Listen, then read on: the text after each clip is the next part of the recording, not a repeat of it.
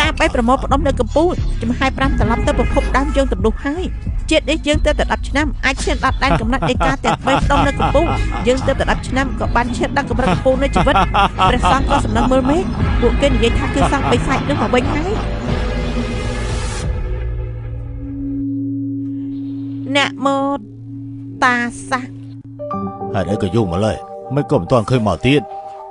លោកតាពិធីខួបកំណើតរបស់ព្រះអង្គម្ចាស់ចិនណានពិតជាសំខាន់ខ្លាំងណាស់ពិតមែនហើយតាមពិតទៅចូលរួមពិធីខួបកំណើតបើមិនអបគេទៅក៏មិនអីដែរមិនហើយលោកប៉ាគ្រួសារផ្សេងអាចដោយសារតែគេជាមនុស្សគោសាយចំអកដល់គ្រួសារស៊ូយើង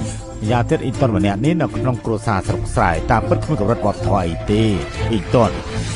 គឺត្រូវទៅនេះមួយថ្ងៃមួយយប់ទេពកោសលដែលគេបង្ហាញចេញមកធ្វើឲ្យយើងចាប់អារម្មណ៍ខ្លាំងណាស់លើកមុនយើងមិនជឿក្នុងពិភពលោកនេះមាននេះទេថ្ងៃនេះពិតជាមានជោគនេះពិតប្រាកដហើយកម្មវិធីខួបកំណើតព្រះអង្គចិនណាននៅថ្ងៃស្អែកនេះនឹងត្រូវតែចូលរួមលើកនេះប្រហែលជាទីទាន់អាចនាំមកគ្រួសារស៊ូនិងព្រះអង្គម្ចាស់ចិនណានមានការភ្ញាក់ផ្អើលមួយហើយ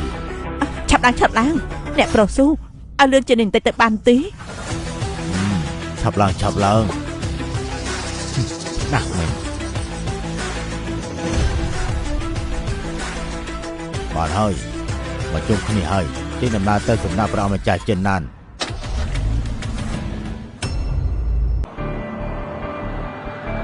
ហើយយានខុសកំណើតព្រះអង្គម្ចាស់ចិនណានថ្ងៃនេះអ្នកនិពន្ធមកពីជុំវិញពិភពលោកឯខំពីសុរិយាពេល10ឆ្នាំខ្ញុំរងចាំថ្ងៃនេះយូរមកហើយខ្ញុំនៅមិនចេះធ្វើដែរថ្ងៃនេះរាប់ពាន់គ្រួសារប្រមូលផ្ដុំគ្នាមកសង្ឃឹមលើឯងអាចប្រកបប្រជែងក្នុងសមរភូមិអក្សរសាស្ត្រនៃគ្រួសារផ្សេងហើយចំណែកលោកគ្រូស៊ីដែលខ្វាប់ជាលោកគ្រូរបស់ឯងក៏ប្រកាសជាជួយឯងមិនខាននោះទេរបស់ខ្លួនឯងបង្ហាញខ្លួនចំពោះព្រះអង្គម្ចាស់ចិនណានចំណែកលោកគ្រូក៏មានកិត្តិយសផងដែរ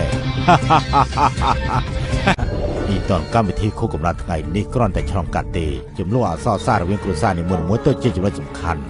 បើសិនជាយើងស្មានខុសទេបងប្រុសចដូនមួយរបស់ឯងគេនឹងខ្លាចជាអ្នកផលិតឯងខិតខំ10ឆ្នាំត្រូវតែបញ្ចេញស្នាដៃពេលអនាគតបន្តពីចតាឯងចូលនិវត្តន៍ជានឹងខ្លាចទៅជាមេគ្រួសារនៃគ្រួសារស៊ូប៉ុន្តែឯងគឺជាកូនច្បងនិងជាចៅច្បងនៃគ្រួសារស៊ូឪពុកទី2របស់ឯងក៏ខ្លាចឯងក្រោយពេលដែលបងប្រុសចដូនមួយឯងខ្លាចជាមេគ្រួសារស៊ូប្រកាសជាមានជោគបាយមិនដេញឯងចេញលើកលែងតែឯងធ្វើឲ្យមានការយល់ព្រមពីព្រះអង្គម្ចាស់ចិនណានប៉ុន្តែនោះមិនអាចទេលោកប៉ាមិនចង់ឃើញត្រូវគេបណ្ដេញចេញទៀតទេមានតែតែតើនៅខាងក្រៅដោយសារថ្ងៃនេះយើងបានក្រុងទុកសម្រាប់ឯងជាយូរមកហើយឯងស្ដាប់យើងម្ដងទៅចាប់ពីថ្ងៃនេះទៅឯងត្រូវបន្ទាបព្រះជាបទរបស់ឯងធ្វើតាមបងប្រុសចដូនមួយរបស់ឯងជាមួយនឹងភាពរៀបសារស្រាប់បង្គាប់ថ្ងៃនេះអ្វីដែលគេតំណែងមកពួកគេសិតតែជាអ្នកនិពន្ធដ៏អស្ចារ្យប្រហែលអាចជាកម្មវិធីសម្រាប់ការជួបរបស់ព្រះអង្គម្ចាស់ចិនណានឯងត្រូវធ្វើតាមគាត់ស៊ូអ៊ីតនខ្ញុំមួយជីវិតនេះមិនខ្សោយជាងអ្នកដទៃទេហើយក៏ឯងមិនព្រមស្រាប់សោះហើយស៊ូអ៊ីតនខ្ញុំមួយជីវិតនេះមិនខ្សោយជាងអ្នកណានោះទេឯ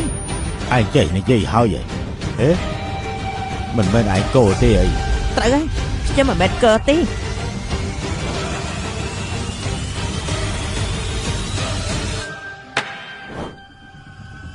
ឯងចង់ធ្វើស្អីនឹងអ្នកទាំងអស់គ្នានឹងដឹងក្នុងពេលឆាប់នេះ